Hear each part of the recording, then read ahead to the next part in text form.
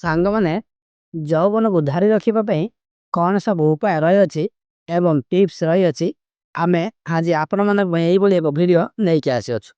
ଆପଣମାନେ ସମ୍ପୂର୍ଣ୍ଣ ଭିଡ଼ିଓଟି ଲାଷ୍ଟ ପର୍ଯ୍ୟନ୍ତ ଦେଖିଦିଅନ୍ତୁ। ଯୌବନ ସବୁଦିନ ପାଇଁ ଧରି ରଖିବା ଅସମ୍ଭବ ଥାଏ, କିନ୍ତୁ ସୁସ୍ଥ ଜୀବନଶୈଳୀ ଏବଂ ସଠିକ୍ ଯତ୍ନ ଦ୍ୱାରା ଆପଣ ବହୁଦିନ ପର୍ଯ୍ୟନ୍ତ ନିଜକୁ ଯୁବକ ଓ ଯୁବତୀ ଭାବରେ ସତେଜ ଅନୁଭବ କରିପାରିବେ।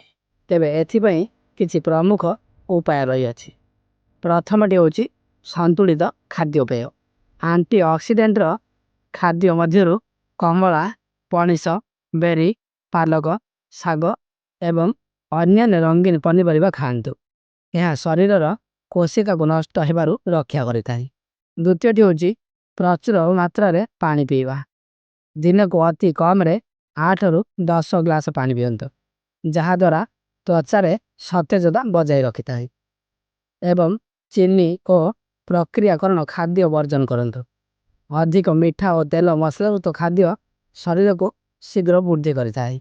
ତେବେ ଦ୍ୱିତୀୟଟି ହେଉଛି ସକ୍ରିୟ ଜୀବନଶୈଳୀ। ନିୟମିତ ଭାବରେ ବ୍ୟାୟାମ କରିବା।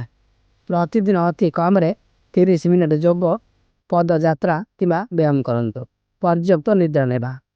ପ୍ରତି ରାତିରେ 7ରୁ 8 ଘଣ୍ଟା ଗଭୀର ନିଦ୍ରା ନିଅନ୍ତୁ।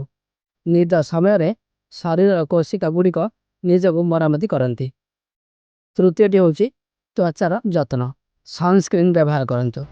ଖରାରେ ବାହାରିବା ପୂର୍ବରୁ ସନସ୍କ୍ରିନ୍ ଲଗାନ୍ତୁ, ଯାହା ସୂର୍ଯ୍ୟର କ୍ଷତିକାରକ କିରଣକୁ ତ୍ୱଚାକୁ ରକ୍ଷା କରିଥାଏ। ଏବଂ ମଶ୍ଚରାଇଜର। ତ୍ୱଚାକୁ ସର୍ବଦା ମଶ୍ଚରାଇଜର କରି ରଖନ୍ତୁ। ଚତୁର୍ଥଟି ହେଉଛି ମାନସିକ ସ୍ୱାସ୍ଥ୍ୟ।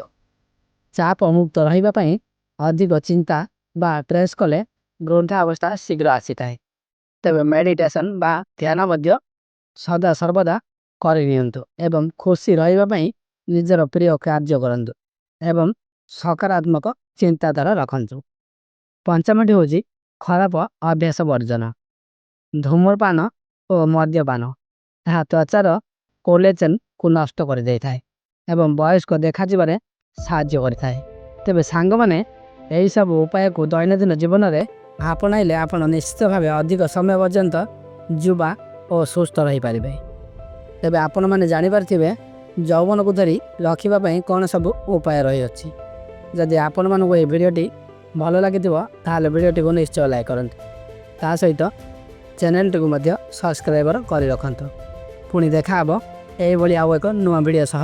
ଜୟ ଜଗନ୍ନାଥ।